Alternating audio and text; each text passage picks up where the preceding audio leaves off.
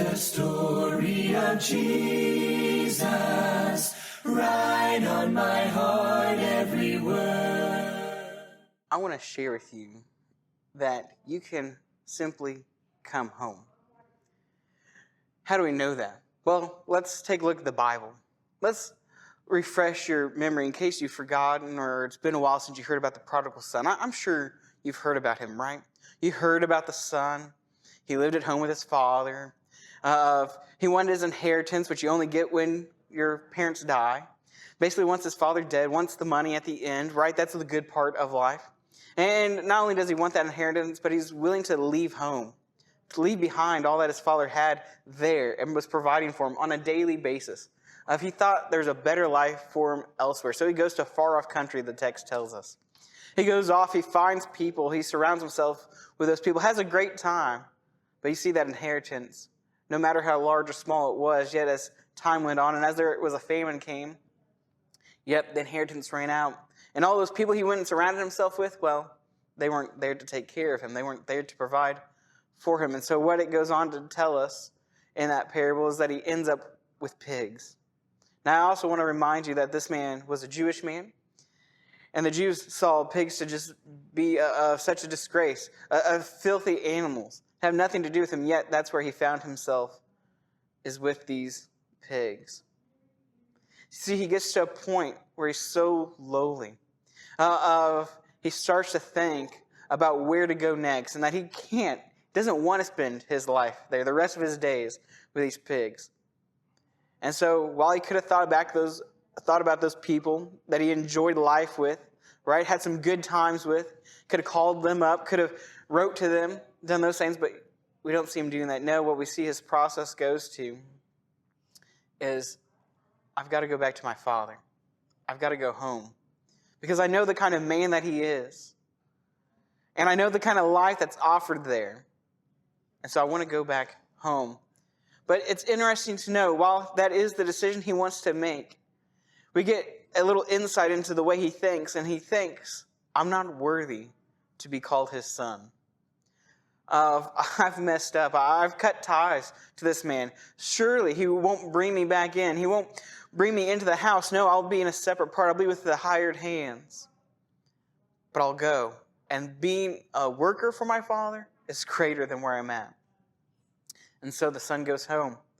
And what we see there as he comes home, the father sees him afar off. And what does the text say? The text says that the father runs out to him, gives him a kiss. The father gives him a robe, gives him a ring, gives him sandals for his feet. They kill the fatted calf.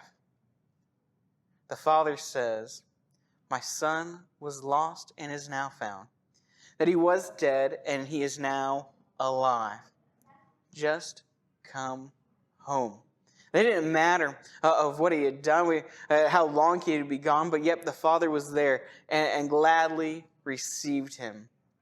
Now, I want to also share with you, I believe it's in Matthew 20, there's another parable, and I hope of putting these two together to understand no matter how long you've been gone or where you are at in life, that it is time for you to come home. You see, in Matthew 20, there's a parable of the workers.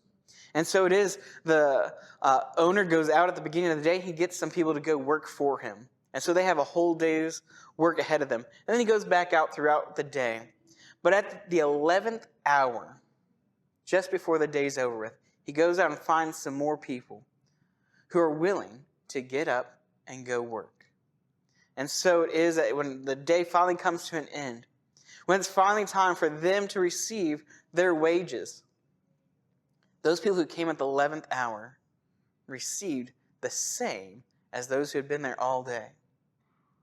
You see, the good news, the hope that you have, if you have been separated from God, if you've not been attending worship services, if you've not been with God's people, if you haven't been studying His Word, if you haven't been praying to God, and those things you think, well, it's just too late for me.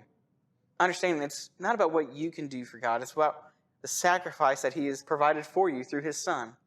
And so it doesn't matter how old you are. It doesn't matter of how long you've been in sin. But if you're willing to leave those things behind, if you're yet willing to go into work for God, to submit to God, if you're willing to go home to God, I want you to understand that there's a place for you.